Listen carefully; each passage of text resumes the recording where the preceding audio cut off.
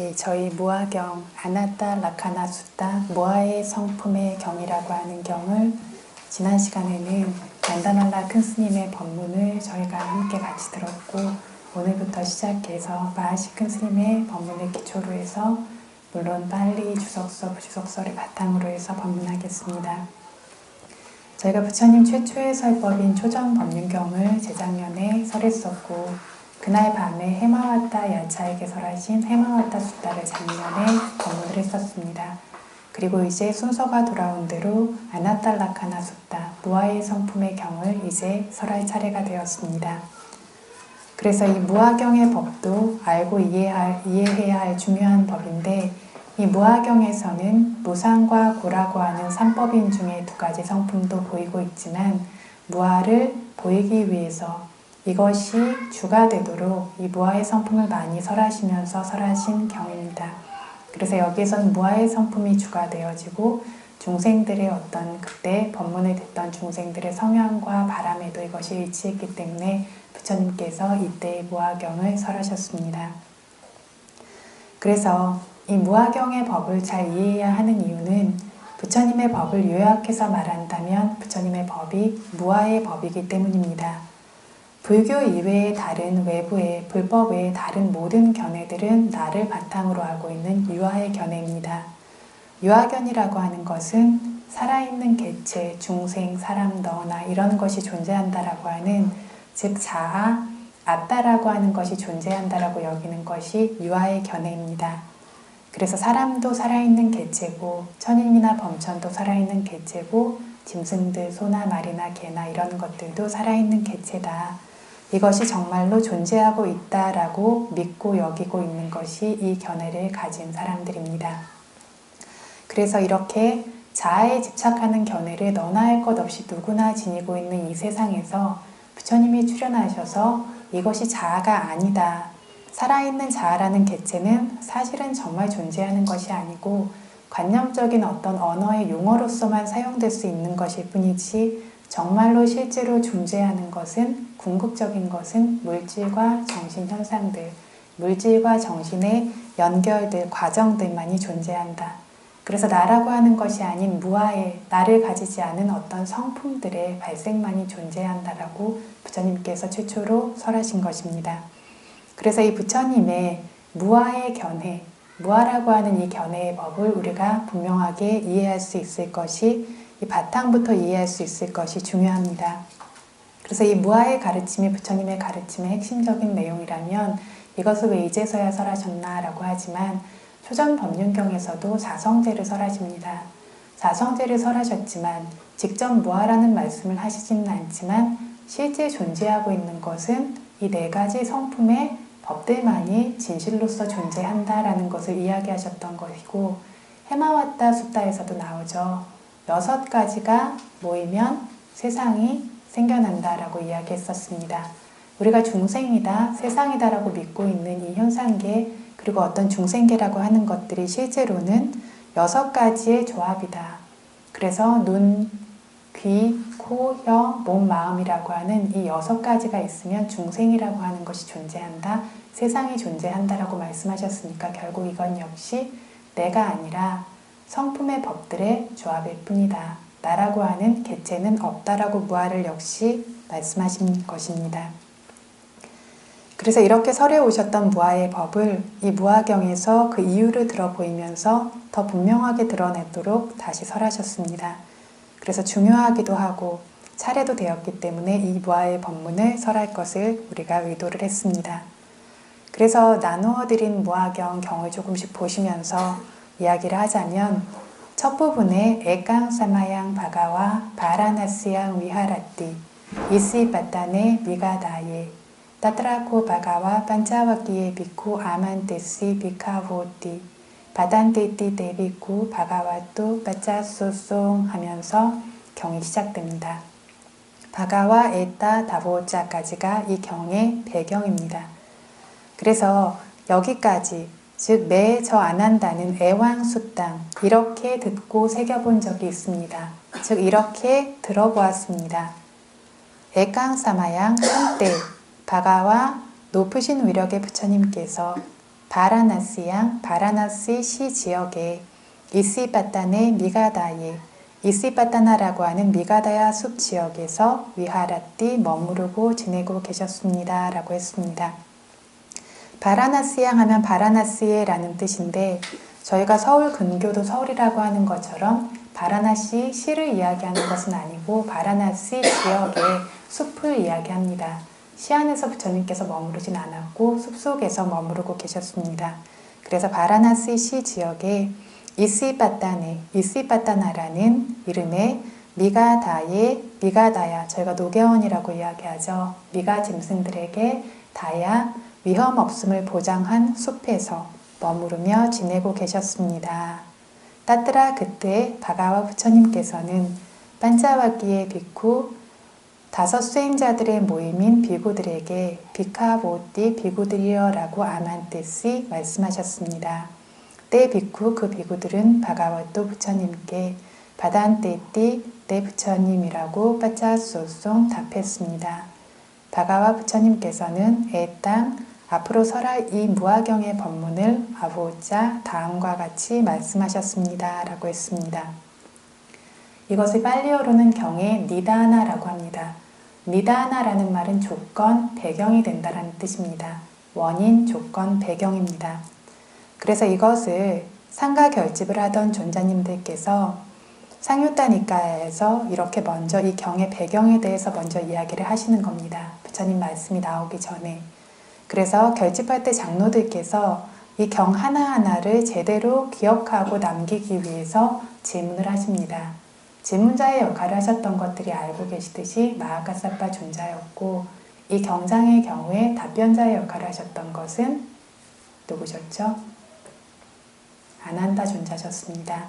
그래서 애왕매 수땅하면 저 아난다는 이렇게 들어본 적이 있습니다. 라고 말하는 것입니다. 그래서 상가 결집을 할 때 첫 번째 언제, 두 번째 어디서, 세 번째 누가, 네 번째 누구에게 라고 하는 이 배경을 경과 함께 남기는 것입니다. 그래서 아난다 존자가 여기에 대해서 먼저 답을 하십니다. 그래서 첫 번째 언제라고 할 때 에깡사마양 한때라고 했습니다. 특별하게 그때를 보이지 않았습니다. 부처님 경전의 가르침이 굉장히 많이 있습니다. 이것들을 몇 년도에라고 한다라면 지금처럼 활자가 있던 시절이 아니기 때문에 기억으로서 이것들을 기억하기에 어려움이 있을 것이기 때문에 몇 년도에라고 때를 남기지 않고 한때라고 특별히 이야기를 하지 않고 확실하게 언급을 하지 않고 있습니다.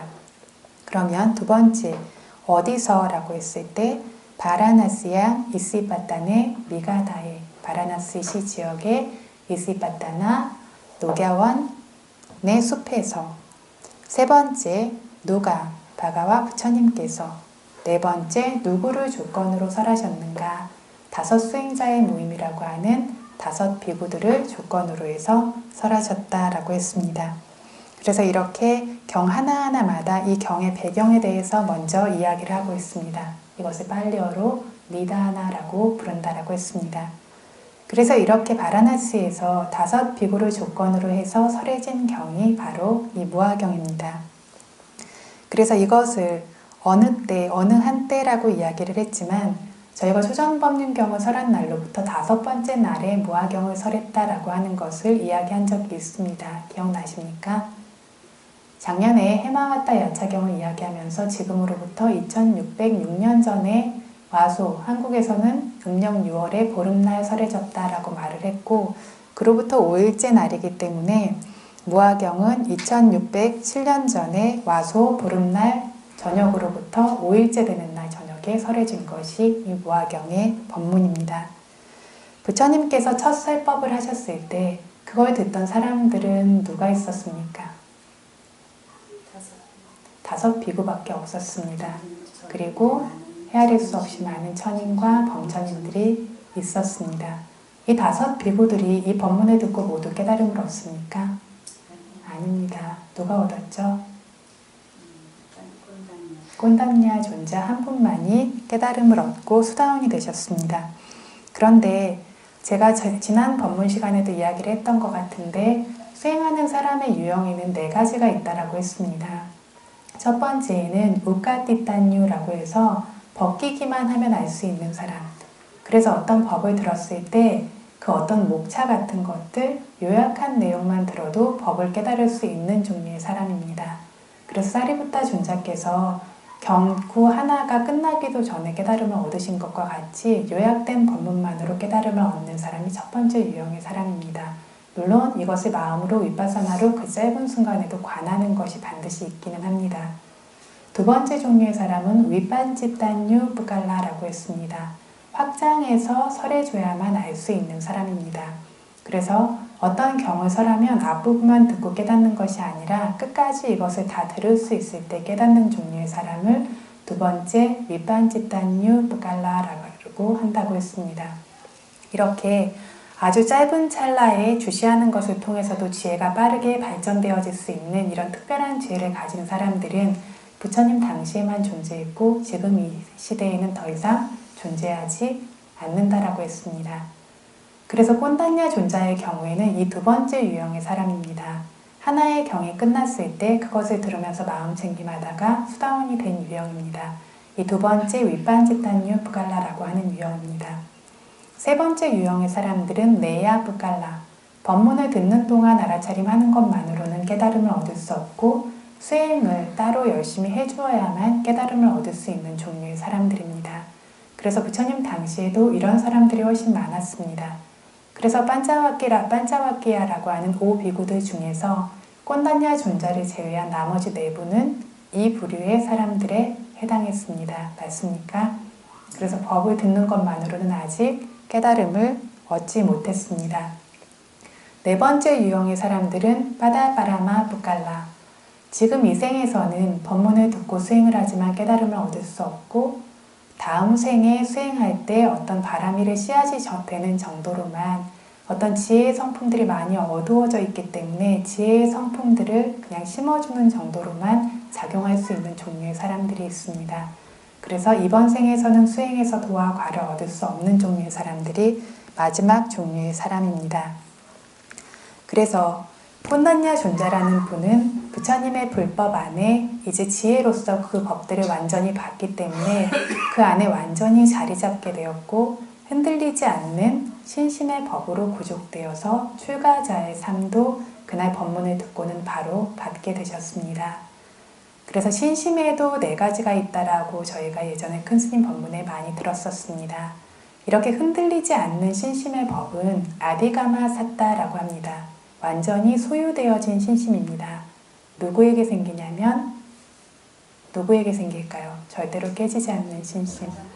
네? 성인들에게 생겨납니다. 그래서 꼰단냐 존자는 수다원이 되셨기 때문에 이 아디가마 삿다라고 하는 확고한 신심이 생긴 겁니다. 4가지 신심 중에서 첫 번째 종류의 신심을 빠사다 삿다라고 부릅니다.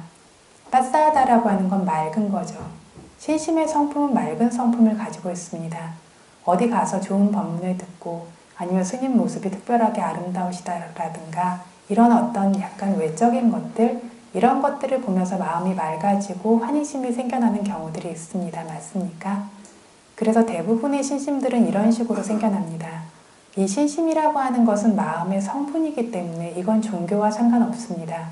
어떤 종교에 가서든 간에 어떤 그런 외적인 것이라든가 지혜로 속고함이 없이 그런 것들을 보고 마음이 특별하게 맑아지고 뭔가 그쪽으로 기우는 마음이 생겼을 때 이걸 빠사다 삿다라고 하는 맑은 신심이라고 부릅니다. 아직 약하고 미숙한 신심이고 어떤 논리적인 어떤 유추도 그리고 깊은 이해도 바탕이 되지 않은 종류의 신심입니다. 두 번째 종류의 신심을 오까빠나 삿다라고 부릅니다. 오까빠나는 그 안으로 들어간다라는 뜻입니다. 어떤 신심의 대상 안으로 들어갔다라고 하는 건 뭐죠? 신심이 더 확고해졌습니다. 왜 확고해졌냐면 바른 법을 들음으로써 그 법을 실제로 이해했을 때 생겨나는 받아들이고 결정할 수 있는 종류의 신심이 생겨났습니다. 이것이 더더욱 확고하게 생겨나는 것은 수행 안에서 생깁니다. 내가 수행을 함으로써 정말 들었던 것들이 말로 존재하는 것이 아니라 실제로 존재하는 것들, 어떤 이 수행과 불법성 삼보에 대한 믿음들이 수행 안에서 그것들을 더 받아들이고 인정할 수 있게 되어졌을 때 훨씬 더 확고한 종류의 이런 종류의 두 번째 신심이 생깁니다. 하지만 이 오카파나사타라고 하는 건 대상으로 들어갔기 때문에 훨씬 확고해지기는 했지만 완전히 확고하냐면 그렇지가 않습니다. 신심의 특성을 저희가 물을 건너는 사람들의 비유를 하기도 하는데, 앞에 어떤 사람이 빗물에 물이 많이 불어서 강물이 굉장히 세차게 흘러가고 있을 때, 어느 누구도 건널 용기를 못 내고 있을 때 앞에 어떤 한 사람이 건너가면서 여기 괜찮다 따라와라 라고 한다면 뒤에 사람들이 어떻게 되죠? 용기를 내서 뛰어들 수 있게 되어지죠. 그런 식으로 뭔가 믿고 확 받아들일 수 있는 것이 대상이 들어가는 종류의 신심입니다. 그래서 스스로의 경험을 통해서건 어떤 다른 사람의 경험을 들음을 통해서건 깊은 이해로 이거를 실제로 마음으로 받아들이고 대상 안으로 들어갑니다. 하지만 이것이 성인의 도와 과를 깨달을 정도의 강력함은 아직 아니기 때문에 아직 완전히 확고해진 신심은 아닙니다. 그래서 세 번째, 도와 과를 얻게 되었을 때에는 아디가마사타라고 하는 확고하게 완전히 소유하게 된 신심이 생깁니다. 이것은 오직 성인에게만 생겨나는 종류의 신심입니다. 그래서 지금 이 꼰단냐 존자에게 생겨났던 종류의 신심이 이러한 종류의 확고한 움직이지 않는 신심입니다. 그래서 출가자의 삶을 부처님께 청할 수 있었던 것입니다. 네 번째 신심은 아가마사타입니다. 아가마사타라고 하는 것은 오는 신심이라는 겁니다. 오는 신심인데 이건 누구에게 오는 신심이냐면 보살들에게 오는 신심입니다. 그래서 보살이 부처가 되기를 청하면서 부처 수기를 받게 되었을 때, 또한 그 수기가 절대 깨지지 않은 확고한 수기가 되었을 때, 이 보살의 신심은 그 다음 생에 어떤 생에 태어나든 부처가 태어나기 이전에 어떤 생이 되든 이 신심은 깨지지 않고 따라오게 됩니다. 이것은 일반적인 사람들에게 생겨나는 신심은 아니고 오직 삼마산 붓다라는 모든 것을 깨달으신 부처님이 되실 보살들에게 생겨나는 신심입니다. 그래서 이후에 부처가 되기 전까지의 생들의 업과 업의 결과에 대한 믿음도, 부처가 되는 깨달음을 얻을 것이라는 것에 대한 믿음도 절대로 깨지지 않고 따라오는 것이 바로 이 보살들에게 존재하는 아가마사타입니다.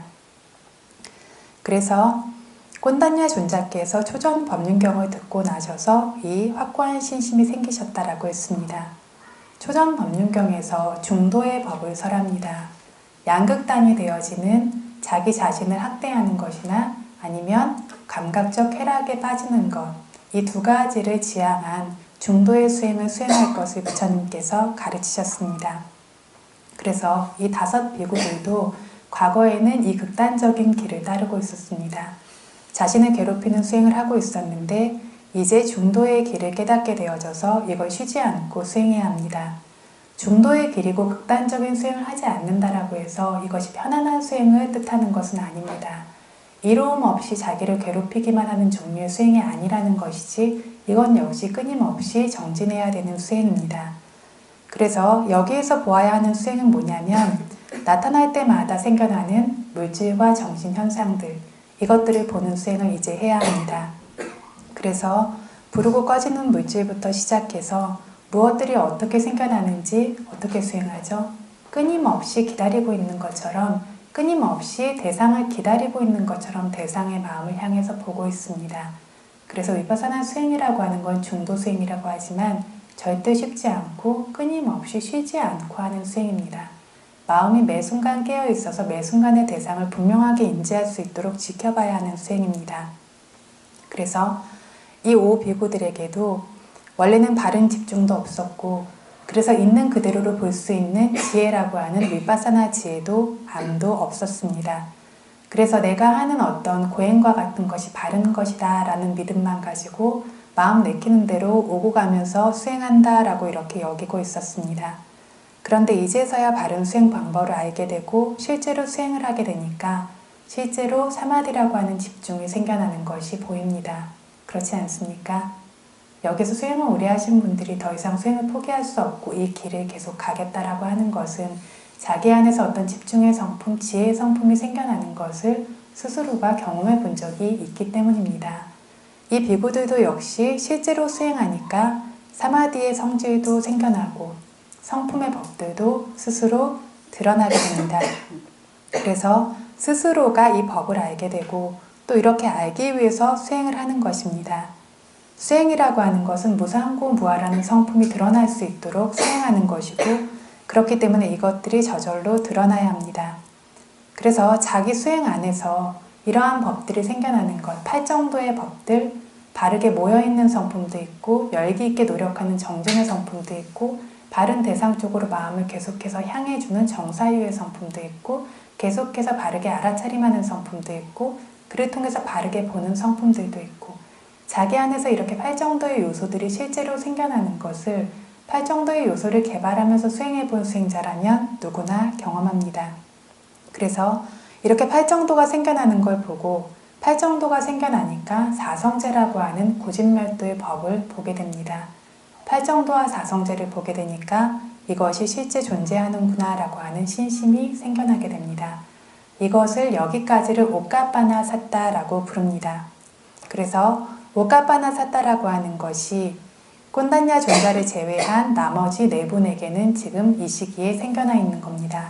꼰단냐 존자의 경우에는 여기서 더 넘어가서 완전한 확신을 할 수 있는 데까지 이제 법이 높아졌습니다. 그래서 신심의 법으로 구족되었기 때문에 출가할 수 있었다라고 했는데 이 이야기는 의심에서 벗어났음을 뜻합니다. 의심을 가지지 않고 거기에 뛰어들 수 있기 때문에 출가할 마음을 내고 부처님께 청하셨던 겁니다. 그래서 어떤 불법 승삼보에 대한 의심, 이 법이 바른 법인지, 이걸 설하신 부처님이 바른 것이 맞는지, 그 가르치는 대로 수행해서 바르게 깨달은 승단이 있다라는 것이 맞는지, 삼보에 대해서, 그리고 이 수행이 고통에서 벗어나는 바른 길이 맞는지 아닌지에 대해서 더 이상 의심이 없습니다. 그런데 초전 법륜경을 설하시기 직전만 해도 이 오비구들에게 이 의심이 없었냐면 있었죠. 기억하시죠? 부처님께서 법문하시고자 하는 것조차 원하지 않아서 부처님께서 어렵사리 설득해서 법문을 듣게 하셨던 과정이 있습니다. 그런데 법을 들은 다음에 이렇게 신심이 생겨났고 특히 꼰단냐 존자는 의심이 완전히 사라질 때까지 수다원이 될 때까지 법이 높아질 수 있었습니다. 그래서 자기 스스로의 수행으로 직접 본 것이기 때문에 법의 위력에 대한 의심이 말끔히 사라졌습니다. 이것에 대해서 세간의 쉬운 예로 약을 먹고 병이 나은 예를 많이 들곤 합니다. 그래서 어떤 약을 보았을 때 우리가 그 약을 별로 믿음이 없지만 실제로 그 약을 먹고 병이 나으면 이 약이 정말 좋은 약이다, 병이 낫는 약이다 라는 것을 믿게 되는 것처럼 이렇게 수행을 통해서 자기 안에 어떤 번뇌가 사라지고 번뇌라고 하는 병이 사라지는 것들을 보고 그런 만큼 이것을 믿게 된다는 겁니다. 그래서 법을 보는 것도 이런 식이라서 남이 시켜서 수행을 하긴 하지만 혹은 좋다라고 하니까 수행을 하긴 하지만 원래 수행을 하는 사람들에게 그다지 믿음이 없습니다. 대부분의 사람들은 그렇게 큰 믿음을 가지지 않고 수행을 시작합니다. 하지만 막상 수행했을 때 집중이 생겨나면 일단 이것이 수행이 좋구나 라고 마음에 들게 되고 어떤 물질과 정신, 원인과 결과, 무상고무아라고 하는 법들이 드러나게 되면 여기에 대한 어떤 확신들이 점점 생겨나게 됩니다. 특히 끊임없이 생멸하고 있는 것을 보게 될 때가 되면 정말 확신이 생겨나게 되고 마지막으로 열반을 보게 됐을 때에는 이 확신이 더 이상 흔들릴 수 없는 것이 되어져서 번뇌의 병이라고 하는 걸 제거할 수 있는 단계까지 가게 됩니다. 그래서 수다원이 제거하는 번뇌의 병은 유신견이라고 하는 번뇌의 병, 즉 사람이다, 중생이다, 나다, 너다 이런 식으로 믿는 번뇌의 병과 삼보에 대한 의심이라는 번뇌의 병, 바른 수행 방법에 대한 의심이라는 번뇌의 병을 완전히 뿌리 뽑을 수 있는 것이 수다원의 사람입니다. 이것이 법을 스스로 직접 봄으로써 사라지게 됩니다. 이렇게 법을 보게 되니까 부처님에 대한 믿음도 당연히 생겨나게 됩니다. 방금 전까지 부인하던 부처님이었지만 약을 먹어서 병이 나은 사람이 그 약을 준 의사까지 믿게 되는 것처럼 부처님에 대한 믿음도 스스로 생겨날 뿐만 아니라 상가라고 하는 것, 부처님의 제자라는 분들이 이러한 방식으로 수행해서 나처럼 번뇌를 없앤 분들이 세상에 존재하는구나 라는 것에 대한 믿음도 확고하게 생겨나게 됩니다. 그래서 이렇게 수행을 스스로 해왔기 때문에 삼보에 대한 믿음이 확고해지고 그런지 아닌지에 대한 혼란이 사라지게 됩니다. 그래서 다른 세상의 거의 모든 것들은 우리가 스승이 말해서, 친구가 말해서, 사람들이 그렇다라고 하니까, 유명한 사람이 말해서 책에 나와 있어서 이런 식으로 믿습니다. 가만히 점검해 보십시오. 내가 그렇다라고 믿고 있는 것들이 대부분 그렇지 않습니까? 세상의 대부분 믿음들, 이 음식이 좋다고 하더라, 저 약이 좋다고 하더라, 누가 용하다고 하더라, 이런 대부분의 것들, 과학부터 시작해서 책에 나와 있었으니까, 사람들이 그렇다라고 하니까, 유명한 사람이 말했으니까, 이런 식으로 대부분의 믿음들이 있습니다. 스스로 보아서 믿게 된 것들은 거의 존재하지 않습니다. 하지만 이렇게 수행의 영역이라고 하는 것은 실제로 수행해서 스스로 보아서 믿게 되어지는 영역이기 때문에, 그래서 이것에 대한 어떤 확신이 사라지지 않게 견고하게 생겨날 수 있는 것입니다. 그래서 이 꼰단냐 존자도 이런 확신을 가지고 부처님께 비구가 되기를 청했습니다. 그래서 부처님께서 에히 비쿠로 출가시키셨습니다. 에히 비쿠 뭔지 아십니까? 에히 비쿠가 무슨 뜻이죠? 비쿠 뭐죠? 부처님이 그 에히 비쿠 하나로 바로 출가자가 완성되어지는 것. 맞습니다. 그래서 에히 비쿠라고 하면 에히 오너라 비쿠 비구여라는 뜻입니다. 그래서 부처님께서 팔을 뻗으시면서, 팔을 뻗으신다라는 건 출가시켜 주십시오 하는 걸 받아들이신다는 뜻이죠. 팔을 뻗으시면서 에히 비쿠 수아카토 단모, 법이 훌륭하게 설어진 법이 있다. 오너라 비구여, 훌륭하게 설해진 법이 있다. 짜라 브라마자리양, 브라마자리양 고귀한 수행을 짜라 수행하라. 쌈마 두카사 안따 기리야야, 쌈마 바르게, 두카사 고통에, 안따 마지막 끝을 끼리야야 행하기 위해서. 다시 한번 정리하자면, 오너라 비구여, 훌륭하게 설해진 법이 있다. 모든 고통의 끝을 행하기 위해서 고귀한 수행을 수행하라 라고 하면서 부처님께서 승단 안의 일원으로 받아들이신 겁니다. 그래서 과거에 선업을 쌓을 때 가사와 바루를 공양했던 공덕, 이것을 성인 어떤 출가자나 혹은 계행 있는 출가자에게 가사와 바루를 공양하면서 나중에 내가 에히비쿠라는 비구가 되어질 수 있기를 하고 선업을 쌓았던 이들에게만 이렇게 출가시켜주는 것이 가능합니다. 그래서 부처님 당시에 그 자리에서 아라한이 될 만큼의 어떤 그런 높은 지혜와 바라밀이 있었지만 에히비쿠는 될 수 없었던 분들도 많이 있습니다. 그래서 과거의 특별한 선업으로 인해서 이것이 필수품이 부처님이 부르심과 동시에 저절로 갖추어지고 머리도 이미 깎은 것이 됩니다.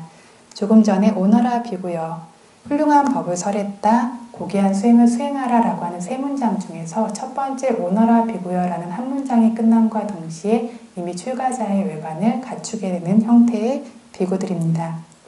그래서 부처님께서 직접 지금처럼 복잡한 의식을 갖춰서 출가시키시는 것이 아니라 그 자리에서 출가하셨기 때문에 직속 스승도 부처님이 됩니다.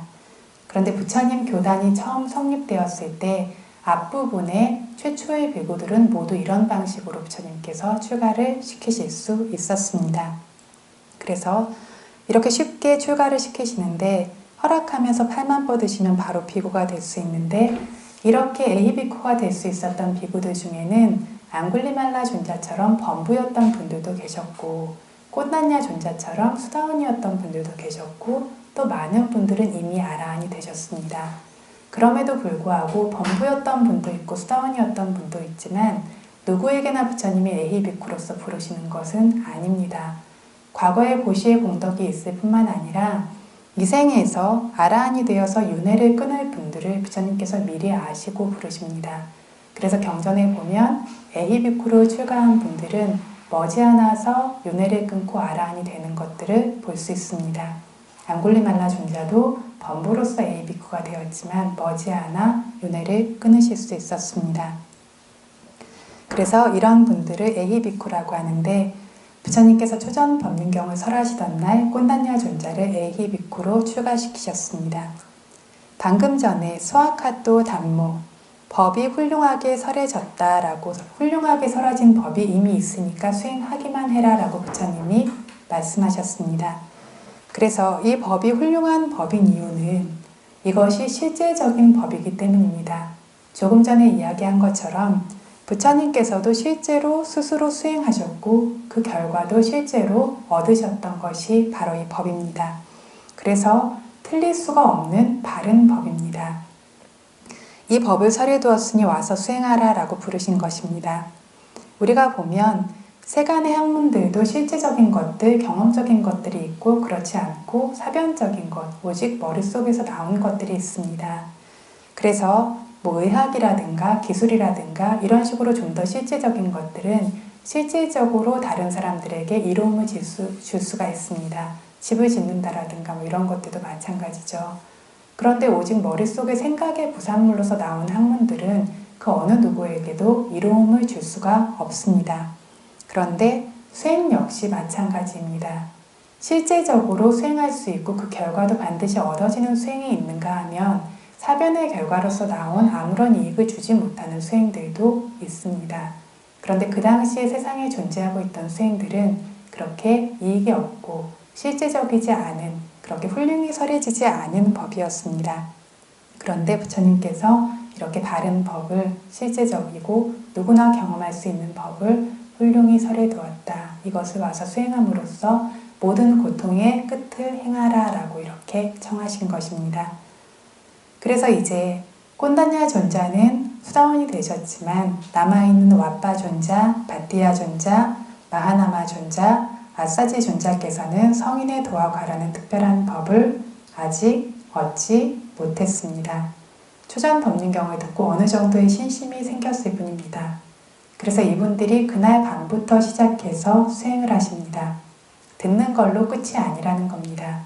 그날 밤부터 수행을 하셨는데 얼마나 열심히 수행하시냐면 탁발도 교대로 가시면서, 그 당시에 탁발은 지금처럼 풍족할 수가 없습니다. 왜냐하면 부처님 교단이 지금 오늘 막 생겨난 것이고 신도라는 것 자체가 존재하지 않습니다. 맞습니까? 그런데 교대로 탁발을 가고 남은 사람들은 남아서 수행을 지속하면서 밤낮으로 이렇게 수행을 하십니다. 부처님께서도 이 기간 동안 탁발을 가시지 않고 밤낮으로 사원에 항상 그 숲속에 늘 머무르시면서 이분들이 경험하는 수행의 오염원들, 수행이 잘못될 수 있는 여지들을 그 자리에서 바로 설명하고 고쳐주십니다. 이렇게 부처님께서 직접 고쳐주시면서 이렇게 보호를 해주셨기 때문에, 또 이분들도 끊임없이 정진을 하셨기 때문에 바로 그 다음날 보름 뒤 첫 번째 날에 왓바존자께서 수다원이 되십니다. 그날 아침에 부처님께서 왓바존자를 탁발을 보내시지 않고 따로 가르치십니다. 그리고 그 아침에 따로 가르침을 받으면서 왓바존자께서 수다원이 되십니다. 그 다음날 두 번째 날에는 바띠야 존자께서, 보림 뒤 세 번째 날에는 마하나마 존자께서, 네 번째 날에는 아사지 존자께서 각자 수다원이 되시고, 수다원이 된 날 모두 각자 계를 받아서 출가자의 삶을 청하셨습니다. 이것이 부처님 승단 초반에 부처님께서 법을 펴시던 방법입니다. 신도도 없고 보조도 없고 사원도 없고 탁발을 나가면서 이렇게 밤낮으로 쉬지 않고 불법을 펴십니다. 그래서 현대에 우리가 불법을 편다라고 하는 이들도 이러한 어떤 외적인 것들이 아니라 본질적인 것들이 있다라면 바른 깨달음을 얻는 사람들은 분명히 생겨날 수 있다라는 것들을 잊어서는 안 된다는 부분이 부처님 초기 승단의 모습에서 저희에게 교훈을 주고 있습니다. 그래서 이 이야기를 이미 초전법륜경 법문 때 이야기를 했었습니다. 그래서 이 네 분의 분들은 법을 듣는 것만으로는 안 되고 수행해야만 특별한 법을 얻으실 수 있는 분이셨기 때문에 부처님께서 밤낮으로 수행을 가르쳐서 수행하게 하셨다라는 것을 보고, 수다원이 되는 것 정도는 알기만 하면 된다, 윗바사나 수행할 필요 없다라고 가볍게 말하는 잘못된 견해를 절대 믿으면 안 된다라는 것을 제가 말씀을 드린 적이 있습니다. 그래서 요즘에는 수행법만 아는 정도로 수다원이라고 말한다라는 분들이 많이 있습니다. 절대로 바르지 않습니다. 오비구라고 하는 분들은 보통 분들이 아닙니다. 꼰다냐 존자 같은 분은 부처님께서 태어나시고 그 상호를 보기 위해서 수토다나 대왕이 나라에 내노라 하는 108명의 어떤 은자들을 보내고 부르고 그 중에서도 8명의 가장 뛰어난 지식인들을 모아서 부처님의 상호를 보게 했습니다. 가문으로 보아서도 왕의 스승이 되는 사람들이고 학식도 정말 최정상에 있는 사람이었는데 이분이 부처가 되는구나 라는 그 믿음만 가지고 이분이 그날로 숲으로 떠나서 출가자의 삶을 살면서 부처님을 기다렸던 분입니다. 그렇게 기다릴 때도 그냥 기다린 것이 아니라 말이 쉽지 고행이라는 것이 아무나 할 수 있는 수행이 아닙니다. 극도의 고행을 하면서 부처님의 출현을 기다리셨던 특별하게 지혜도 있었고 정진력도 있었던 분이지만 이런 분들 역시 수행을 통하지 않고는 깨달음을 얻을 수 없다라는 겁니다. 그래서 이렇게 와소 보름 4번째 날까지 수다원이 되신 뒤에 5일째 날에 이 무화경의 법을 설하셨습니다. 그래서 한때라고 말하기는 하지만 지난 2607년 와소 안거 보름으로부터 5번째 날인 부처님께서 바라나시의 미가다야 숲에서 지내시던 때라는 뜻이 됩니다. 지난번에도 잠깐 이야기를 했듯이 삼법인을 볼 수 있어야만 수다원이 됩니다. 삼법인 안에는 무아가 포함되어져 있습니다. 그런데 이것들을 이미 안 사람들, 이미 모두 수다원이었던 사람들에게 이걸 왜 설하는가? 수다원이라고 하는 사람들은 무아를 안 정도가 아니라 유신견, 유아견이라고 하는 사견을 완전히 제거할 수 있을 정도로 무아를 안 사람들입니다. 그래서 수다원은 이 물질과 정신을 아따라고 하는 나로서 집착하지 않습니다.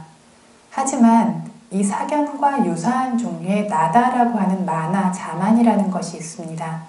마나라고 하는 자만은 견고한 어떤 개체로서의, 영원한 개체로서의 나라고 하는 자아를 믿지는 않지만 이 자만은 뭔가 우쭐거릴 수 있는 대상과 연관되어져서 나다라고 믿고 있는 것으로서 사견과 상당히 유사한 성품을 가지고 있습니다. 그래서 이 마나라는 사견이 아직 수다원들에게 남아있고 사견이 없으니까 사견의 자리를 대신 차지하면서 사견과 유사하게 나다라고 집착을 합니다. 그래서 수다원이 되었다라고 하지만 자만에서 벗어났냐면 벗어나지 못했습니다. 그래서 수행했는데 왜 이렇게 자만이 많아라고 한다면 수다원의 사람은 사학도에 갈 만큼 강력한 자만은 없습니다. 그리고 내 분수에 맞지 않는 내가 가지지 않은 미덕들이 있다라고 알고 있는 잘못된 자만도 없습니다. 하지만 내가 뭐다, 내가 할 수 있다, 내가 볼 수 있다라는 자만은 분명히 존재하고 있는 것입니다. 하지만 자만이라고 하는 것은 어느 누구에게 존재해도 불순한 것이고 왜곡되는 것이고 좋지 않은 결과를 가지고 오는 것입니다. 그래서 수행을 한 사람이라 할지언정 이러한 자만의 법이 여전히 남아있다는 것을 스스로가 경계하지 않으면 이미 수행을 한 사람에게도 좋지 않은 어떤 번뇌가 드러날 수 있는 것이기 때문에 내 안의 번뇌가 모두 다 사라진 것이 아니라면 늘 경계해야 하면서 봐야 되는 대상들이 있다는 겁니다. 그래서 이 자만과 관련해서 8정도의 정견, 그러니까 아비담마에서 담마상간이라고 하는 제일 첫 번째 책에 보면 그 주석서에 정견이라고 하는 것은 항상 사견을 제거한다라고 말하고 있습니다. 모든 법들은 반대의 법들이 있죠. 반대의 것들을 제거하는 번뇌의 법들에 그 영향이 있습니다. 그래서 지혜라고 하는 것이 무명을 제거하듯이 사견이라고 하는 것을 정견이 제거합니다. 그렇다면 수다원이 될 때, 수다원의 도의 지혜가 생겼을 때 그 8정도 안에 존재하고 있는 정견은 이 사견을 제거했을 겁니다. 맞습니까? 그럼 사다함, 아나함, 아라한의 도의 지혜에 있는 이 8정도 안의 정견은 무엇을 제거할까요? 라고 했을 때 역시 사견을 제거한다라고 경전에서 말하고 있습니다. 하지만 사견은 수다원의 도의 지혜에서 이미 사라졌죠. 그래서 사다함, 아나함, 아라한의 도의 지혜에서 정견이 사견을 제거한다라고 말할 때 이 사견이 바로 이 자만을 뜻하는 겁니다. 나다, 내가 뭐다, 내가 뭐 스님이다, 내가 선생님이다, 내가 어른이다, 내가 부모다 이런 종류의 자만, 이것을 이 정견이 제거하고 있습니다. 그래서 내가 뭐다라고 하는 이 아삼믹마나라는 자만을 제거할 수 있도록 부처님께서 이것을 설한 것이고 이것이 제거되지 않고는 아라한이 될 수 없기 때문에 이것을 설하셨습니다. 그래서 이렇게 비구들을 부처님께서 부르시고 비구들이 네 부처님하고 대답을 하고 부처님께서 무화경을 설하기 시작하셨습니다. 그래서 무화경의 첫 부분, 부처님 말씀을 보면 물질부터 시작해서 이것이 무아라는 모습을 보이고 계십니다. 루빵 비카베 아나따 루panca hidang bhikkhave atta abhavissa naidang rupang abadaya samvatteya lapetacha rupe 에왕메 루빵 호뚜 에왕메 루빵 마아호시띠라고 말씀하셨습니다. 비카웨 비구들이여 루빵 물질은 아나따 무하다. 아따 하면 뭐죠? 아죠. 자아라는 개체.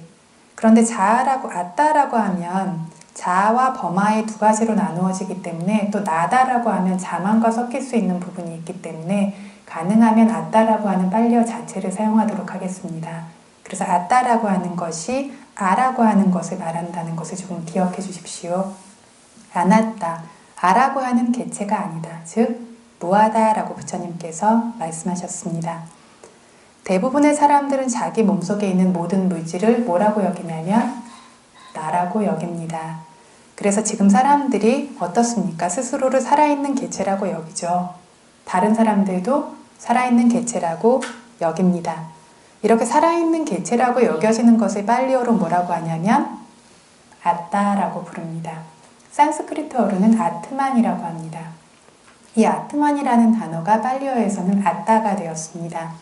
이 아따를 우리가 주로 많이 집착하는 것을 지와라고도 부릅니다. 지와는 생명, 생명체, 살아있는 개체 이런 뜻이 됩니다. 그래서 이 살아있는 개체로 여기고 집착하고 있는 것을 자아에 대한 집착이다, 유아견이다 라고 부릅니다. 이 나에 대한 집착들, 아에 대한, 아따에 대한 집착은 범부는 전혀 없이 제거되었다라고 절대로 말할 수 없습니다. 확고하고 확고하지 않은 차이, 분명하고 분명하지 않은 차이가 있지만 이 정도만 차이가 나지 이런 아따에 대한, 아에 대한 집착은 모두가 범부들은 가지고 있습니다. 이런 물질과 정신과 관련되어진 이런 법문들, 이런 법에 어떤 견문이 많은 사람들은 이 자아에 대한 집착이 거의 없을 정도로 미약할 수는 있습니다. 하지만 전혀 없다고는 말할 수 없고 스스로 생각하고 행하고 말하고 있고 좋고 나쁜 것들을 느끼고 누리고 있다라고 이렇게 자아라는 개체로 여전히 집착하고 있습니다. 위파사나 지혜가 굉장히 강력해진 위파사나 수행자에게도 주시할 때마다 볼 때마다 어떻게 보이냐면 물질과 정신의 생멸로서만 보이기 때문에 자아라는 것은 없고 물질과 정신의 성품일 뿐이다. 성품의 법일 뿐이다 라고 알고 있어서 자아에 대한 집착이 일시적으로 사라질 수 있지만 이건 역시 알아차림을 멈추는 그 순간에 바로 다시 자아에 대한 집착이 들어와서 생겨날 수 있습니다. 그래서 자기 안에 있는 물질과 정신도 다른 사람 안에 있는 물질과 정신도 다 살아있는 자아라는 개체라고 모든 사람들이 여기고 있기 때문에 이렇지 않다라는 걸 분명히 알 수 있도록 부처님께서 설명하시기 위해서 먼저 비구들이여 물질은 무하다라고 시작해서 물질부터 시작해서 무아를 보이고 계십니다. 그래서 물질이 무하다라고 하셨다는 것은 우리가 물질이 유하다라고 믿고 있었기 때문인데 이 물질들에서 실제로 사람들이 나다라고 집착하는 것이 어떤 부분일까요? 왜 나다, 유하다라고 집착을 하게 될까요? 즉 자아라는 개체로 집착할 조건이 되는 물질들이 어떤 것일까요? 그래서 조각상 같은 것들을 봐도 팔다리가 있죠. 그런데 그건 나라고 생각하고 중생이라고 생각하지 않죠. 의식이 생겨날 수 있는 기반이 되는 것들입니다. 그래서 눈, 귀, 코, 혀, 몸, 그리고 마음이 머무르는 심장물질, 그리고 몸이 썩지 않도록 유지해주는 생명물질입니다. 그래서 이 6가지가 모였을 때 중생이라고 하는 세상이 탄생한다 부처님 말씀하셨었죠. 이것과 같은 겁니다. 볼 수 있는 조건이 되는 눈의 맑은 물질, 들을 수 있는 조건이 되는 귀의 맑은 물질, 냄새 맡고 맛보는 조건이 되는 코와 혀의 맑은 물질, 촉감을 알 수 있는 조건이 되는 몸의 맑은 물질, 마음이 머무르는 의지처 물질인 심장 물질, 생명 물질, 이 물질들이 바탕입니다. 그래서 눈이 있어서 눈에 맑은 물질이 있으니까 보아서 아는 의식이 생깁니다. 보아서 아는 걸 바탕으로 보아서 알 수 있는 내가 있다라고 생각하죠. 그래서 보아서 알기 때문에 살아있는 개체라고 여깁니다. 귀나 코나 혀나 몸이나 생각의 바탕도 마찬가지입니다. 그래서 생각 같은 경우에도 머무르고 의지할 물질이 있어서 그 물질을 의지해서 상상도 하고 생각도 하고 계획도 하고 모든 것을 합니다. 이것들을 할 수 있기 때문에 살아있는 개체라고 여깁니다. 또 생명물질이 있어서 물질이 썩지 않고 신선하게 계속해서 이것들이 발생하고 있습니다. 그렇기 때문에 이것이 생명이 유지되는 조건이 되는 물질을 자아라는 개체라고 여깁니다. 그래서 방금 말씀드린 것처럼 나무나 이런 것들로 만들어둔 조형물을 보면 모습은 사람과 같지만 이런 눈에 맑은 물질 같은 물질들이 없습니다. 그래서 이것들은 볼 수도 없고 들을 수도 없고 생각할 수도 없기 때문에 이걸 누구도 중생이다, 자아라는 개체다라고 여기지 않습니다. 그래서 어떤 이런 조형물뿐만 아니라 사람도 이제 막 죽은 사람, 방금 전까지 생각하고 모든 것들을 할 수 있었던 이제 막 죽은 사람의 경우도 자아라는 개체로 더 이상 여기지 않습니다. 그래서 볼 수 있고 들을 수도 있고 등의 바탕이 되는 물질들이 있다라면 이거를 자아라고 집착하는데 여기서 끝나는 것이 아니라 이 물질들과 한 덩어리로 묶여져서 생겨나는 물질들, 이것들까지 자아라고 뭉뚱그려져서 여기게 되는 겁니다. 그래서 눈에 보는 것에 기반이 되어지는 맑은 물질과 함께 뭉뚱그려져서 생겨나는 것은 장면 물질이겠죠. 귀에 듣는 조건이 되는 맑은 물질과 함께 생기는 것은 소리의 물질이죠. 냄새 맡아지는 냄새의 물질, 닿아서 알아지는 감촉의 물질. 감촉의 물질은 뭐라고 했죠? 지수화풍 4가지 중에서 수라고 하는 물의 요소를 제외한 흙과 불과 바람의 요소를 감촉의 물질이라고 했습니다. 그리고 이 감촉에서 한 단계 건너서 알아질 수 있는 더 섬세한 습기 성분, 액체 성분인 물의 성품. 그리고 여기에서 또 바탕으로 생겨나는 남녀의 물질의 모습과 외형이 생기는 조건인 물질. 이렇게 결합되어서 생기는 것까지 자아라는 개체로 뭉뚱그려져서 취하게 됩니다. 그래서 보여지는 소리나 보여지는 장면이나 들려지는 소리나 이것들도 뭉뚱그려서 자아라고 생각하니까 소리나 어떤 보여지는 것들이 너나 타인이 될 수 있겠죠. 자기 자신도 보여지긴 하지만. 그래서 나라는 개체가 생기고 너라는 개체가 생기고 이 모든 것들이 살아있는 생명체의 어떤 자아라는 개체라고 하는 사견이 생겨나게 됩니다. 그래서 어떤 것들을 경험하게 될 때 경험되어지는 대상도 살아있는 개체고 경험하고 있을 수 있는 바탕이 되는 나도 살아있는 개체다라고 하는 사견이 생겨납니다. 다시 한번 요약하자면 눈 등과 함께 존재하고 있는 온몸의 물질들을 뭉뚱그려져서 살아있는 자아라는 개체다라고 집착하게 된다라는 겁니다. 세간적인 용어에서는 이렇게 물질의 조합의 모임이라는 몸 전체를 자아다, 중생이다 이렇게 말합니다. 이것은 삼무띠사자라고 하는 관념적 진실로는 맞습니다. 그런데 실제적 진실로 봤을 때에도 이것이 나라는 개체, 개인이다, 중생이다, 자아다 이것이 맞냐면 아니죠. 말 그대로 물질들의 성품들의 모임인 세본, 물질 무더기일 뿐입니다. 그래서 부처님께서는 이 물질의 모임을 중생들은 살아있는 자아라는 개체다, 생명 개체다 이렇게 여기고 있지만 자아 개체가 아니라 단지 성품의 법일 뿐이다 라고 이렇게 분명하게 먼저 드러내신 것입니다. 그런데 이것에 대해서 물질은 내가 아니다 라고 했을 때 여기까지만 들으면 요약해서 들은 법을 이해할 수 있는 사람들은 깨달음을 얻을 수 있지만 대부분의 사람들은 그렇지 않습니다. 물질은 나의 자아다 라고 집착하고 있는 사람들은 왜 자아가 아니지? 라고 궁금증을 가지게 됩니다. 그래서 부처님께서 여기에 대한 이유를 들어서 설명을 하십니다. 나라면 내 편이어야 되고 내 소유이기 때문에 내 마음대로 할 수 있어야 되고 내가 다스릴 수 있는 것을 나다라고 이야기를 합니다. 그래서 부처님께서 내 편이 아니고 내 마음대로도 할 수 없다라는 성품을 드러내십니다. 그 뒤에 보시면 짜히, 아따가 아니라고 알게 되는 것의 조건을 계속해서 설명하자면 비카웨 비구들이여 이당 루빵 이 물질이 아따 자기 내부자라는 자아라는 개체가 아바위싸 만일 맞다고 하자 애왕사띠 그렇다면 이당 루빵 이 물질은 아바다야 괴롭히기 위해서 나상화때야 생기지 않아야 할 것이다. 이 물질이 고문하지 않아야 할 것이다. 자, 그 외에도 매 루빵 나의 물질이 애왕호뚜 이렇게 좋은 것만 되어라. 매 루빵 나의 물질이 애왕마아호시 이렇게 좋지 않은 것이 생기지 말아라. 이띠 이렇게 조정함을 루페 물질에 라페타 얻을 수 있을 것이다 라고 말씀하셨습니다. 그래서 물질은 괴롭히고 있고 또한 물질은 내 마음대로 되지 않는다 라고 이야기하고 계십니다.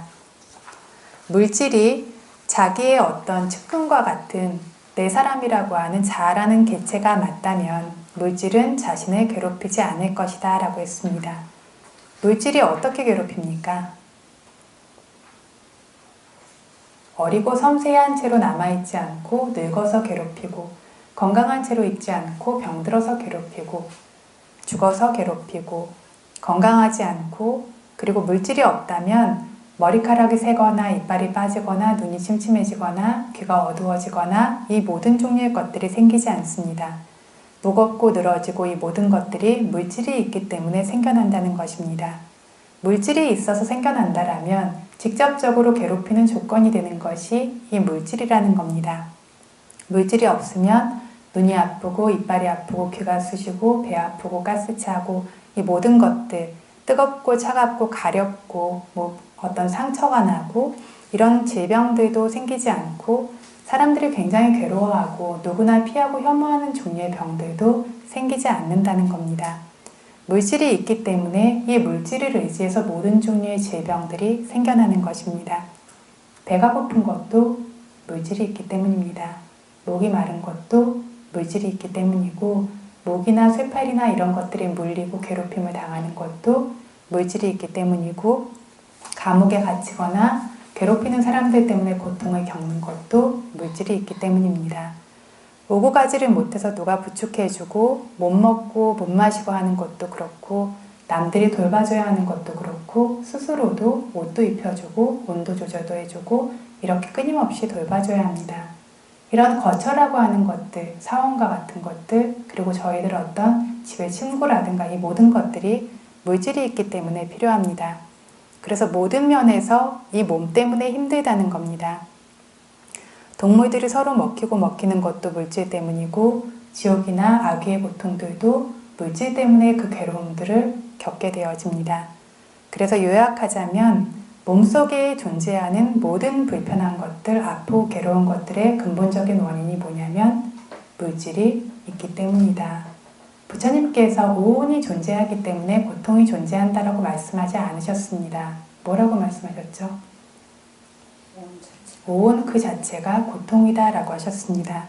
그래서 이 물질 자체가 고통이고 이것들이 괴롭히고 있는 조건으로서 작용하고 있는다는 겁니다.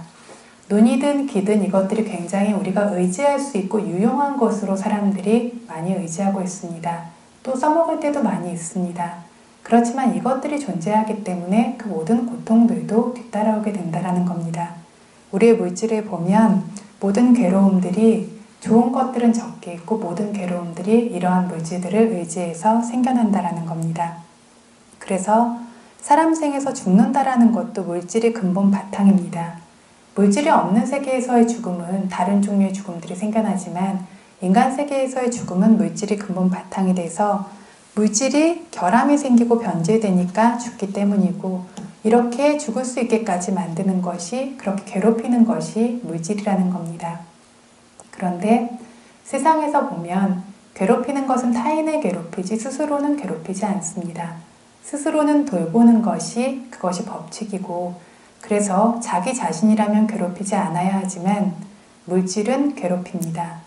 늙고 싶지 않지만 늙어서 괴롭히고 아파서 괴롭히고 죽어서 괴롭힙니다. 그래서 물질이 자아가 맞다면 이런 식으로 변질돼서 괴롭혀서는 안 됩니다. 늙기 전에, 아프기 전에, 죽기 전에도 이 물질이 계속해서 괴롭힙니다. 수행을 하면 좋은 거 볼 것 같지만 먼저 보게 되는 게 이거죠. 우리가 한 종류의 자세만 오래 지속해도 병이 없이 아주 건강한 어린아이들도 10분만 앉아있으라고 해도 못 앉아있습니다. 왜 그렇죠? 고통스러운 느낌들이 끊임없이 물질을 기인해서 생겨나고 있습니다. 그래서 계속 몸을 움직입니다.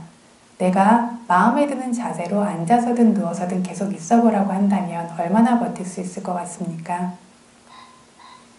움직이지 않고 앉아서 생력이 강하지 않다면 30분에서 1시간이 최장입니다.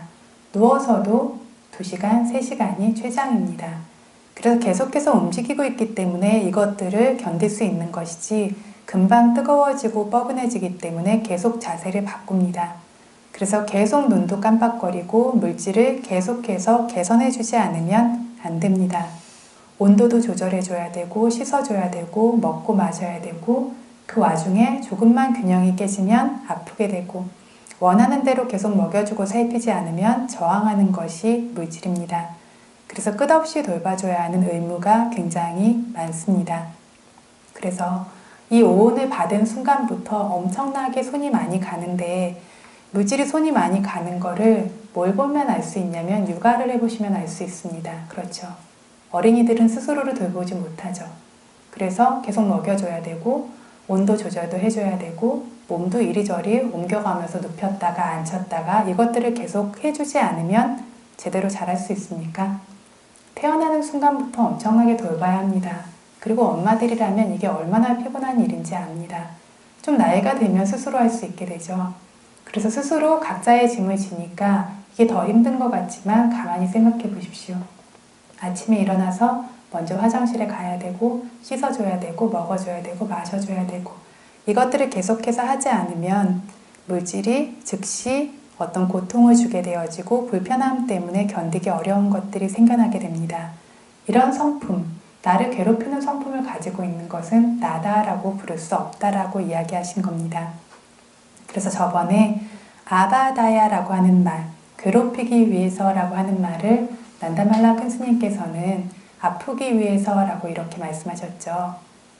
뭐 아프기 위해서, 열나기 위해서 이렇게 해도 맞는 뜻이다라고 하셨는데 여기에서 마하시사야도의 경우에는 이것이 아프기 위해서라는 것은 바른 뜻이 아니다라고 이야기하셨다는 얘기를 한 적이 있습니다. 기억하십니까? 여기에 대한 이야기를 잠깐 하겠습니다. 지금 괴롭히기 위해서 물질이 계속 생기고 있다, 계속 괴롭히고 있다라는 이야기를 하고 있습니다. 이것이 아바다라는 말의 뜻입니다. 아프다라는 뜻입니다. 그래서 괴롭힌다라는 뜻입니다. 이것을 일반적으로 보통은 아프기 위해서라고 해석을 하는데 이것은 문법적으로 의미적으로 적절하지가 않다라는 겁니다. 아가 앞에 붙는 바다라는 어근으로 완성되는 아바다라는 말은 아프다라는 뜻은 없고 괴롭힌다, 고문한다라는 뜻만 가지고 있습니다. 그런데 이걸 질병이다, 상처다라고 해석하는 이유는 질병이나 상처가 있으면 괴롭히죠. 아프기 때문에 괴롭히기 때문에 이것을 질병, 상처라고 이렇게 이야기를 쉽게 하곤 하는 겁니다. 이렇게 해석하기를 원한다면 해도 되지만 아바다라고 하는 말은 아플 수 있다라는 의미를 가질 수는 없고 괴롭힌다라는 뜻만 가집니다. 그래서 문법에 첫 번째로 맞지가 않고 두 번째로 물질에 아픈 성품이 있습니까? 그럼 아픈 성품을 가진 건 누굽니까?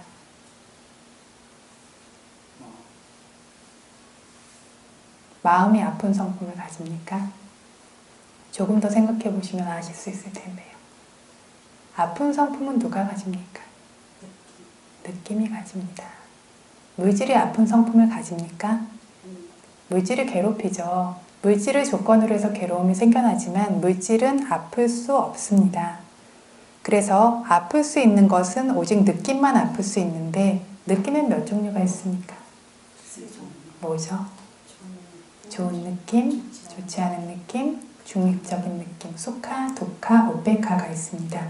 이 세 가지 중에서 아플 수 있는 느낌은 뭡니까? 도카 웨다나입니다. 그래서 저희 웨다나 누파사나 수행하면 어떡하죠? 이 고통스러운 느낌들을 보죠. 그래서 아플 수 있는 거는 도카 웨다나 하나만 아플 수 있습니다. 지각도 아프지 않습니다. 형성은 아프지 않습니다. 의식도 아프지 않습니다. 그래서 아플 수 없는 법들이 아프기 위해서 생기지 않을 것이다 라고 말한다면 이것은 정확히 의미적으로 떨어지지가 않습니다. 아플 수 있는 건 느낌 하나입니다. 그뿐 아니라 나에 대한 집착이 있는 사람들, 유아론자들 역시 나라고 하는 자아에는 아픔이 없다라고 여기는 견해는 없습니다. 나는 난데 내가 아프다라고 여길 뿐이죠. 그죠? 그래서 아프지 않다라는 뜻으로 해석한다라면 이거는 무아라는 것을 이야기할 수 있는 바탕은 되지 않습니다. 그래서 자아가 맞다면 아프지 않아야 한다라고 서라고 말하면 안 되고 의미적으로도 논리가 없기 때문에 괴롭힌다라는 원래 어떤 문법적인 의미대로 해석하는 것이 적절합니다. 조금 더 깊이 있게 생각한다라면 어떤 해석이 올바른지 우리가 판단을 할 수가 있습니다. 그래서 괴롭힌다라고 하는 의미는 오온 모두와 관련됩니다. 오온 모두 괴롭히는 성품이 있습니다. 그래서 부처님께서 이 오온을 뭐라고 말씀하셨죠? 저희 아시 위소바마 수타에서 나왔었습니다. 이 오온을 뭐에 비유하셨죠?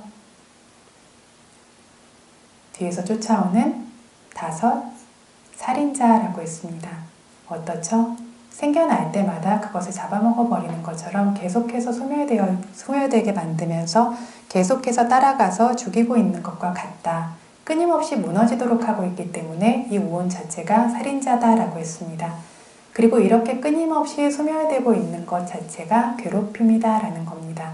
그래서 이 오온은 아픈 성품은 아니지만 괴롭히는 성품은 분명하게 가지고 있습니다.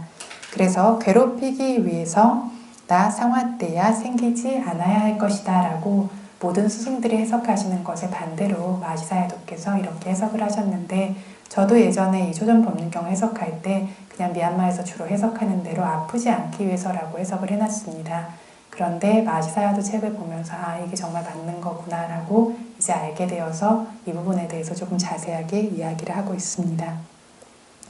그래서 물질이 나라면 괴롭히기 위해서 생기지 않아야 할 것이다 라고 첫 번째로 이야기를 했습니다. 두 번째, 원하는 대로 되어져야 할 것이다 라는 겁니다. 나라고 한다라는 건 원하는 대로 되어져야 나죠. 내 소유고 내 마음대로 돼야 합니다. 나의 물질이 이렇게 좋은 것만 생겨라, 좋지 않은 상황으로는 생기지 말아라 라고 관리할 수도 있어야 한다.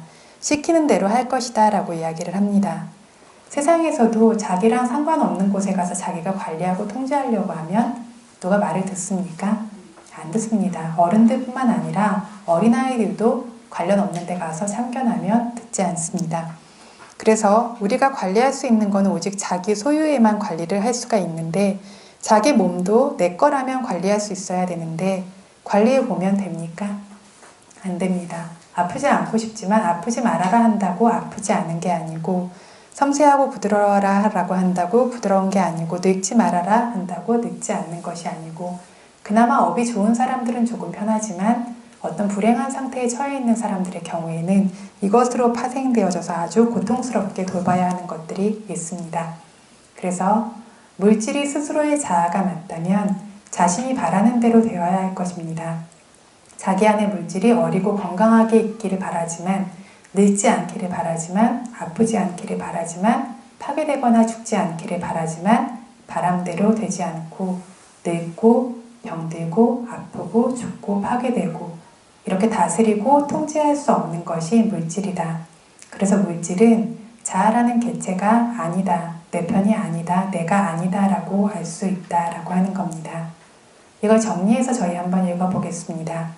비구들이여 따라해 보십시오. 비구들이여 물질은 자아라는 개체가 아니다. 자아라는 개체가 맞다면 이 물질은 자신에게 괴롭힘을 주기 위해 생기지 않을 것이다. 뿐만 아니라 나의 물질이 이렇게 좋은 것만 되어라. 이렇게 나쁜 것은 되지 않도록 해라. 이렇게 물질에 관리할 수도 있을 것이다. 그래서 물질이 자아가 맞다면 스스로 괴롭히는 것은 있을 수 없다. 내 마음대로 조절하고 관리할 수 있어야 한다. 다른 사람의 몸만 관리하고 조절할 수 없는 것이지 스스로는 바람대로 될 수 있어야 한다 라는 것입니다. 그런데 그렇지 않다라는 것을 계속해서 설명을 하십니다. 야스마자 고 비카웨 루빵 아나따 tasma rupang abhadaya samvatati naca labati rupe ewang me rupang hotu ewang me rupang 마아호시티. 비카웨 비구들이여, 자 사실 분명하게는 루팡 물질은 야스마 어떤 이유로 인해 아나따 자아라는 개체가 아니다. 따스마 그렇게 자아라는 개체가 아니기 때문에 루팡 물질은 아바다야 괴롭히기 위해서 상화따띠 생겨나고 있는 것이다. 자 그 외에도 매 루팡 나의 물질이 애왕 호뚜 이렇게 좋은 것만 되어라. 매 루팡 나의 물질이 애왕 마아호시띠 이렇게 나쁜 것은 생기지 않도록 해라라고 조절함을 루페 물질에서 나짜 러바띠 얻을 수 없고 얻지 못하고 있는 것이다 라고 말하고 있습니다. 그래서 실제로 물질은 자아라는 개체가 아니다. 자기를 늙음, 병듦 등으로 괴롭히고 있다. 힘들어지고 불편해지고 배고프고 더러워지고 온도가 안 맞고 아프고 이렇게 괴롭힌다. 나의 물질이 이렇게 좋은 것만 생기고 나쁜 건 생기지 않기를이라고 조정할 수도 없다라는 겁니다. 이걸 요약해서 읽어보겠습니다. 사실은 물질은 자아라는 개체가 아니다. 자아라는 개체가 아니기 때문에 이 물질은 자신에게 괴롭히기 위해서도 생겨나고 있는 것이다. 뿐만 아니라 나의 물질이 이렇게 좋은 것만 생겨나기를, 이렇게 나쁜 것은 생겨나지 않기를이라고 물질에 조절할 수도 없는 것이다. 그래서 물질은 자아가 아니라서 괴롭히기 위해서 생겨나고 있다. 괴롭히기 위해서 생겨나니까 무아라고 한다라고 하는 것이 핵심입니다. 고통스러운 성품을 통해서, 괴롭히는 성품을 통해서 무아라고 하는 것을 보이고 있습니다. 그래서 지금 물질은 괴롭히기 때문에 자아라는 개체가 아니고 또한 내 마음대로 통제할 수 없기 때문에도 자아라는 개체가 아니다라고 이야기를 합니다. 이것과 관련해서 우리가 아나따라고 말하면 직접적으로 해석하면 아따가 아니다니까 무하다라고 해석하면 정확한 해석입니다. 그런데 대부분의 경우에 의미를 드러내기 위해서 통제할 수 없는 법이다라고 해석하죠. 그렇게 통제할 수 없는 법이다라고 한다라면 아나따라고 하는 무아의 성품을 드러낼 수 있는 것은 맞지만 무아라는 단어의 직접적인 의미는 아닙니다.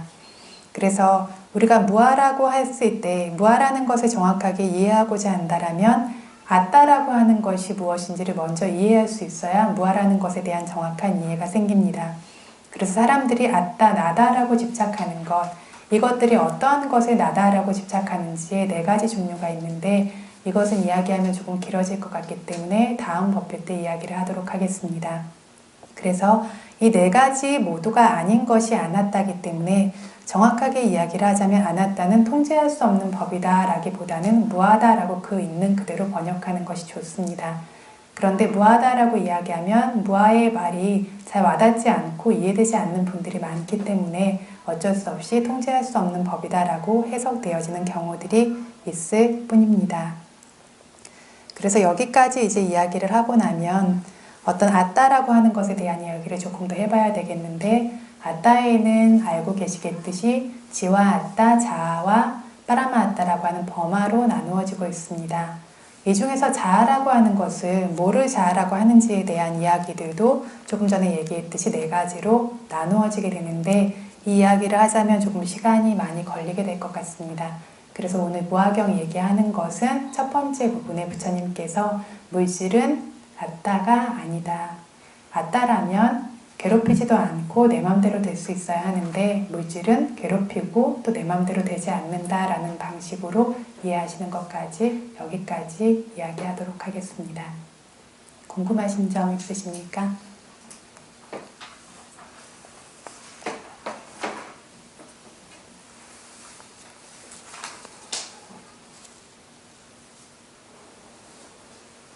저희가 대략적인 무화경에 대한 요약을 들었기 때문에 저희 법회에서는 가능하면 좀 견문이 많이 될 수 있는 내용들을 자세하게 좀 설명을 드리려고 노력을 하고 있습니다. 그래서 아마 조금 상세한 이야기들을 이것저것 할 것 같고, 그러면 약간 법회 일자도 좀 길어지게 될 것 같습니다. 궁금하신 거 있으십니까? 질문하실 거.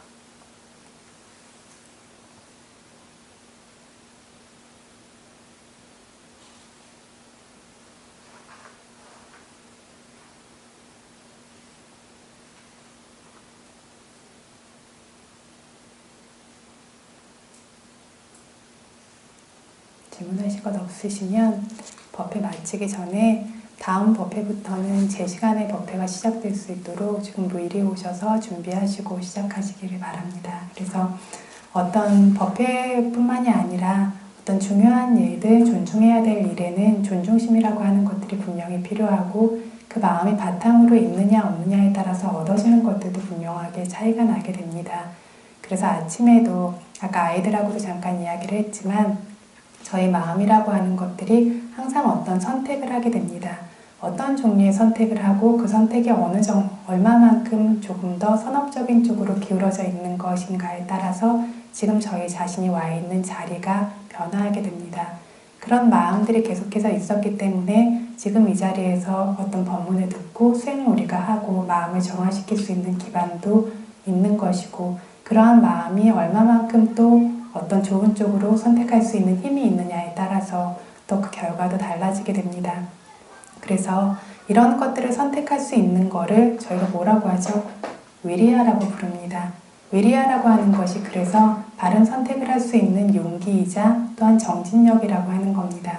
그리고 이 정진력이라는 것은 독사의 비유에 뱀독의 비유의 경에 나왔던 것처럼 이 정진력이라는 것은 경류라고 하는 그런 어떤 번뇌의 경류를 건너가는 곳에서 팔다리를 휘젓는 노력처럼 가장 기본 바탕이 되어지는 그러한 요소가 되어집니다.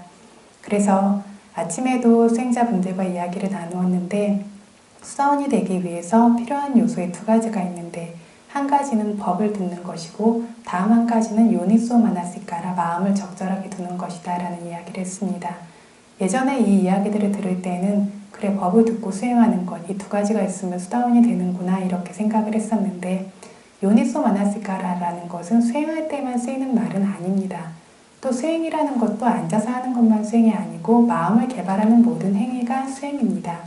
마음을 적절하게 둔다라는 것은 두 가지의 갈래에서 항상 마음이 조금 더 어렵지만 중요한 쪽으로 마음을 두는 것이고, 이러한 선택들이 우리가 살아가는 매 초마다 존재하고 있습니다. 그래서 같은 대상을 보지만, 아까 아이들에게도 고양이를 보지만 괴롭히고 싶은 마음과 예뻐해주고 돌봐주고 싶은 마음이 생겨납니다. 항상 같은 대상에는 두 갈래의 갈라진 선택이 존재하고 있습니다. 그리고 무엇을 선택하느냐가 지금까지 해온 선택이 지금 나의 현재이며, 지금 현재에 계속해서 하고 있는 선택이 그것이 바로 나의 미래가 되는 것입니다. 그래서 어떤 생활 속에서도 존중해야 될 것들에 대한 존중이라든가 조금 더 늘어지고 그냥 이렇게 무던하게 넘어가는 것들을 조금 더 당겨서 할 수 있는 것들 역시 수행의 일부라는 겁니다.